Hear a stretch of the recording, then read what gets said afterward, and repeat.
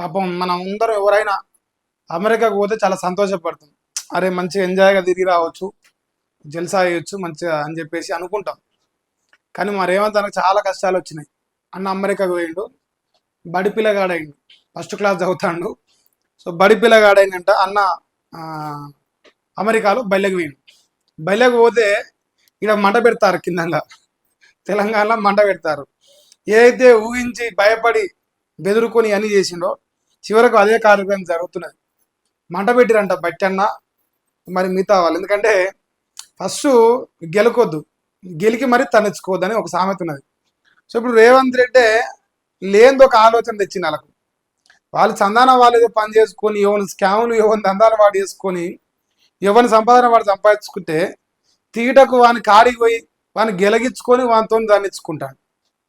ఏం జరిగిందంటే, పాపం మా బట్టి విక్రమార్కతోనంట సీనియర్ కాంగ్రెస్ వాళ్ళు భేటీ అయ్యారట. అంటే జూనియర్ కాంగ్రెస్ వాళ్ళు వేరే కదా. సో, సీనియర్ కాంగ్రెస్ వాళ్ళు భేటీ అయ్యారట. ఏంద్రా భయ్ మనోడే ఎగురుతాండు, వాడు ఎట చెప్తాడు వేయాలన్నా మనం, ఏం కత్తా అని చెప్పేసి పాపం భేటీ అయ్యారట. ఇక మరి రేవంత్ అన్న పాపం నైట్ నిద్ర పోయిండో పోలేదు. అయ్యో రామచంద్ర ఏం పరిశాన్ రా నాకని తలకాయ పట్టుకుంటూ కొడుతాను. సో టైటిల్ ఏం పెట్టినా అంటే, అసలు కాంగ్రెస్ మంత్రులు సీఎంకు చెక్ పెడతారా అనేది ఇప్పుడు ప్రశ్న. అసలు కాంగ్రెస్ అంటే ఇప్పుడు ఈ నిన్న మన దొంగ కాంగ్రెస్, ఈ పచ్చ కాంగ్రెస్ ఇది కాదనమాట. సో అసలు సెసలైన కాంగ్రెస్ వైఎస్ రాజశేఖర రెడ్డి కాంగ్రెస్ పచ్చి చెప్పాలంటే. సో రాజశేఖర రెడ్డి కాంగ్రెస్ మరి చంద్రబాబు కాంగ్రెస్కి ఏమన్నా చెక్ పెట్టాలనే ప్రయత్నం చేస్తుందా?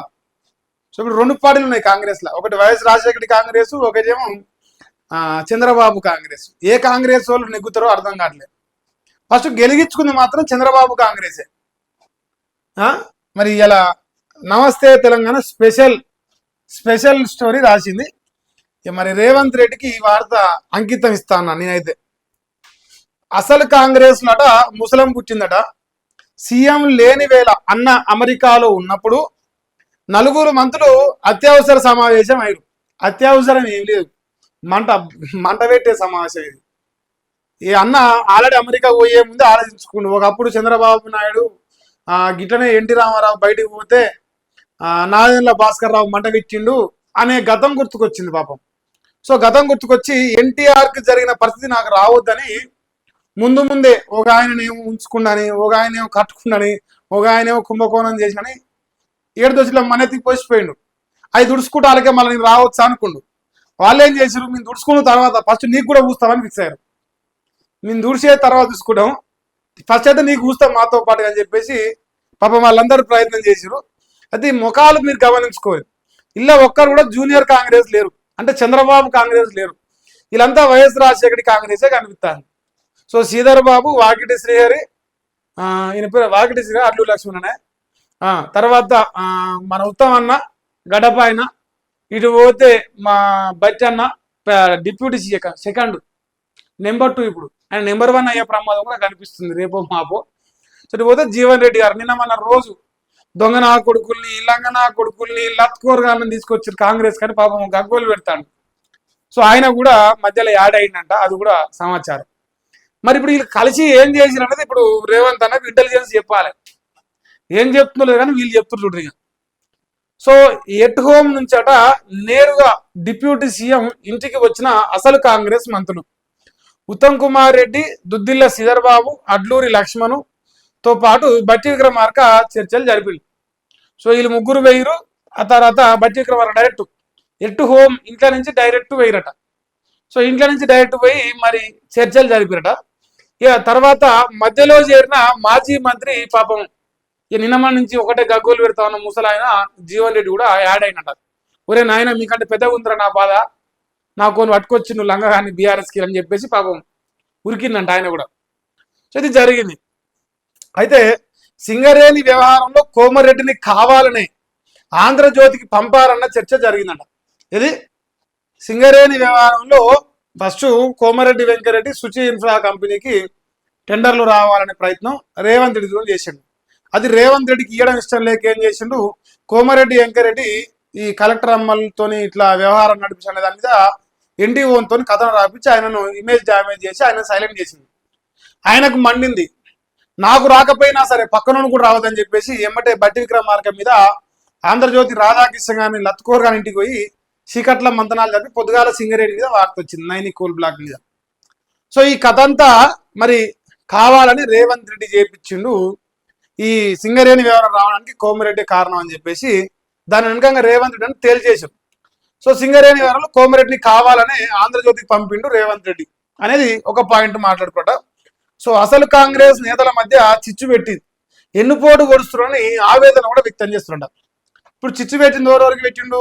ఒకటి ఉత్తమ్ కుమార్ రెడ్డి, సారీ బట్టి విక్రమార్క, రెండోది కోమిరెడ్డి వెంకరెడ్డి. వీళ్ళిద్దరు సీనియర్ కాంగ్రెస్ అంటే రాజశేఖర రెడ్డి కాంగ్రెస్. ఇప్పుడు వీరిద్దరికి కయ్యం పెడతాం. ఇప్పుడు ఇక్కడ వెంకరెడ్డి మిస్ అయ్యాడు. వాస్తవానికి వెంకరెడ్డి మస్తు తీట మీద ఉన్నాడు, మస్తు బీపీలో ఉన్నాడు, కానీ ఆయన రాలేకపోయాడు. ఎందుకంటే ఈ సింగరేణి వ్యవహారం దందా మొత్తం చేసింది ఆయనే, మంట పెట్టింది ఆయనే ఆంధ్రజ్యోతితోనే. సో నేనెందుకు ఆగం కావాలి, వాళ్ళు కూడా నాతో పాటు ఆగం కావాలి అని చెప్పేసి ఒకరి మీద ఒకటి దుమ్మెత్తి పోసుకోవడానికి ఇప్పుడు వాళ్ళిద్దరికి చిచ్చు పడ్డది. సో ఇప్పుడు బట్టి విక్రమార్కకు కోమరెడ్డి వెంకరెడ్డికి మాటలు లేవు, మాటలు బంద్ అయినాయి. మీరు రాష్ట్రంలో అబ్జర్వ్ చేస్తే పొంగులేటి శ్రీనివాసరెడ్డికి, సీతక్కకు, సురేఖకు, ఇటు పోతే వీళ్ళకు ఎవ్వరికి సఖ్యత లేదు. అందరూ కలిసి రేవంత్ రెడ్డికి మాత్రం పచ్చగున్నారు. అందరూ దద్దమ్మలు కావాలి, నేను ఒక్కరిని మునగాన్ని కావాలని ఒక కుట్రలో భాగంగా ఇదంతా జరిగిందని వాళ్ళు అంచనా వేసుకున్నారు. ఇక కలిసికట్టుగా లేకపోతే నష్టపోడే అని చెప్పేసి ఒక మాట మాడుకోవటం. సరే నాయన ఇప్పటికే విడిపోతాను, వెంకరెడ్డిని మన నుంచి దూరం చేసిండు, ఉన్నోళ్ళమన్నా మనందరం కలిసి ఉన్నాంరా బాబు అని చెప్పేసి మాట్లాడుకున్నట. తర్వాత ఏకాభిప్రాయానికి వచ్చిన సీనియర్లట అందరు కలిసి ఉంటే కలదు సుఖం, కలిసి ఉంటే కలదు సుఖం అని వాళ్ళు డిసైడ్ అయ్యారట. ఆ చర్చలో ఫైనల్ జడ్జిమెంట్. ఇక మంత్రుల భేటీ సాధారణమే, మంత్రులు ఛాయ్ తాగటానికి కలిసిర్రు. ఇది దొంగతనంగా ఎమ్మెల్యేలు మీటింగ్ పెట్టుకున్నా అది కూడా సాధారణమే అవుతుంది. పాపం మా మహేష్ కుమార్ గౌడ మరి ఏ అంశం మీద చర్చ పెట్టుకున్నారని చెప్పలే. ఇంకోటి చర్చ పెట్టుకురు అనేది మాత్రం ఫైనల్ చేశారు, 100% వాళ్ళు ఒప్పుకుంటారు. పిసిసి చీఫ్ మహేష్ కుమార్ గౌడ్ ఒప్పుకుంటున్నారు కదా. సో ఇప్పుడు ఇది రేవంత్ రెడ్డికి కూర్చొని మాట్లాడుకున్నారు అనేది నిజం. ఏం మాట్లాడుకున్నా కూడా రేవంత్ అన్నకు ఒక క్లారిటీ ఉంటుంది. ఎందుకంటే ఆల్రెడీ మనోడు పోతప్పుడే గేజ్ చేసినాం, ఈ కొడుకులంతా కలిసి నన్ను దిలుస్తారా ఏమిరనా, వీళ్ళంతా కలిసి నన్ను దిలుస్తారా ఏమని ముందే ఆలోచన చేసిండు. సో ఇప్పుడు చర్చ వాళ్ళు ఏం మాట్లాడుకున్నా రేవంత్ రెడ్డి గదే అంటున్నాడు. అరే నేను పెట్టిన మాట నా ముట్టి కిందికే వస్తాందిరా, నేను గెలికి మరీ వీళ్ళతో దండించుకుంటానా అనేది ఇప్పుడు అమెరికాలో బయట కూర్చొని A for apple, B for ball అని అన్నాడు, చదువుతాను కదా. ఆ చదువు కాడ ఇప్పుడు బి ఫర్ అంటే బట్టి గుర్తుకొస్తాడు కొడుతుంది. సో కుర్చీ ఉంటుందా ఊరుదా తెలియదు, కానీ వీళ్ళంతా కలిసి భేటీ అయ్యారు. సో ఇప్పుడు ఇది ఏం జరుగుతుంది ఫైనల్గా అంటే వీడు రాశారు, కుర్చీకి సెగ, మంత్రులపై నిఘా. ఏ మంత్రి ఏం చేస్తున్నాడు, ఎవరెవరు కలుస్తున్నారు, అమెరికాలో ఉన్న ఇక్కడి పరిణామాలపైనే ఆందోళన చేస్తున్నాడు. కేటీఆర్ హరీష్ కు నోటీసులు ఇచ్చిండు, విచారణపై సీఎం ఆరా తీసిండు.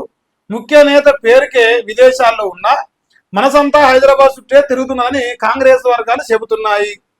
అక్కడి నుంచే మంత్రివర్గ సహచరులపై నిఘా పెట్టారన్న చర్చ జరుగుతున్నది.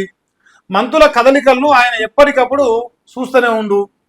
ఇక మరి ఆ 3 రోజులు సీఎం ఎక్కడ, దావోస్ అమెరికా మధ్య రేవంత్ గాయాబైందంట క్వశ్చన్ మార్క్ వేసారు. ఈ 3 రోజులు ఎక్కడ వేయిండు, ఏం చేసిరని కూడా వాళ్ళు చర్చలో భాగంగా మరి మాట్లాడకూరని తెలియదు. ఏది ఏమైనా నిప్పు పెట్టిండు రేవంత్ రెడ్డి, ఎన్టీఓతో మొదలైన నిప్పు అది రేవంత్ రెడ్డి ముట్టి కిందకే వచ్చింది లాస్ట్కి. ఇప్పుడు ఏమనుకున్నంటే బట్టి విక్రమార్కని సైడ్ ట్రాక్ చేయొచ్చు అనుకుంటు, వెంకరెడ్డిని సైడ్ ట్రాక్ చేయొచ్చు అనుకుంటు, కానీ అందరూ కలిసి ఒకటై నువ్వా మేమా తెలుసుకుంటాం అని ఎదురు వస్తారని గ్రహించలేకపోయింది. సో ఈ గ్యాప్లో వాళ్ళందరూ ఐకమత్యం అయిపోయారు. వాళ్ళందరూ రేవంత్ రెడ్డిని ఎట్లా కొట్టాలి ఎదురుదాడి అనేది ఫిక్స్ అయిపోయారు. బట్టి విక్రమార్క కూడా ఫస్ట్ డౌన్ అవుతారేమో అన్నట్టుగా కనిపించింది, కానీ లోపల మంత్రాలు జరుపుతూ బయటికి మాత్రం భయపడ్డట్టుగా నటించిండు. ఈ ఒక్కొక్కరిని ఐకమత్యం చేసుట్లా మంచి కార్యాచరణ చేసిండు. ఏదైతే రేవంత్ రెడ్డి ఆశించిండో కోరుకున్నాడో ఆ కోరిక మేరకు మరి వాళ్ళందరూ కలిసిపోయారు. కలిసి ఉంటే కలదు సుఖం, కలిసి ఉంటే కలదు సుఖం అన్నట్టుగా నడిపిస్తారు.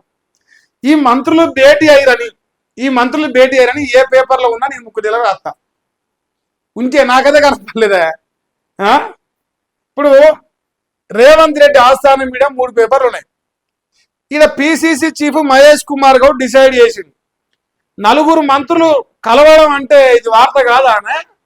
సరే ఏమిటి కలిసినో పక్కన పెట్టి నలుగురు మంత్రులు కలిస్తే వార్తే కదా. రేవంత్ రెడ్డి ఆస్థాన మీడియాలో రేవంత్ రెడ్డి ఉత్సవోసిన అది వార్తే, రేవంత్ రెడ్డి ఉత్సవోసిన వార్తే. కానీ మంత్రులు కలిస్తే అది వార్త కాదు వీళ్ళకు. ఇగో నేను చెప్తాను అమరే, అయ్యో స్టూడెంట్ రేవంత్, ఏబిసిలు రాస్తున్న రేవంత్, ఏబిసిలు నేర్చుకుంటున్న రేవంత్, ఇది వార్త. కానీ నలుగురు మంత్రులు కూర్చొని మాట్లాడితే అది వార్త కాదు వాళ్ళకు, ఎందుకంటే అది రేవంత్ రెడ్డికి నెగిటివ్ గా జరిగింది కాబట్టి. సో మా లంగ రాధాకృష్ణ లంగ లత్కోర్ వార్తలు రాసి లంగాడు మరి ఈ వార్త కనపాలి ఇంక కళ్ళకు, ఇంక కళ్ళ కాకులు ఓడిసినాయి. సో పాపం మరి మా ఈనాడు కిరణ్ అయ్యే వేయండి ఇప్పుడు కొడుకు తయారైంది జోకుట్ల, ఈయన కూడా రాయలేము మునగాడు. ఇటు పోతే మన వివేక్ వెంకటస్వామి గారు పాపం V6 పత్రిక వెలుగు, మరి ఈ వెలుగు రేవంత్ రెడ్డి వెలుగుతారు తప్ప బట్టి వెలుగడు. నాకు డౌట్ ఏమిటంటే మరి బట్టి గారి సామాజిక వర్గము మా వివేక్ గారి సామాజిక వర్గం రెండు ఒకటే. మరి అట్లీస్ట్ సామాజిక వర్గ కోణంలో కూడా మాలల ఐక్యత పేరుతో రాయొచ్చు కదా వార్త, రాయలే. ఒరే నాయన బట్టికి అనుకూలంగా మాట్లాడితే నా బతుకు అవుతుందేమో, నా మంత్రి పదవి పోతుందేమో, లేనిపోని పంచాయతీ నాకెందుకు అని చెప్పేసి ఈయన కూడా విక్కుడు. ఇది ఇలా జరిగిన వ్యవహార శైలి. సో రేవంత్ రెడ్డి మాత్రం సరిపోను మంట పెట్టారు.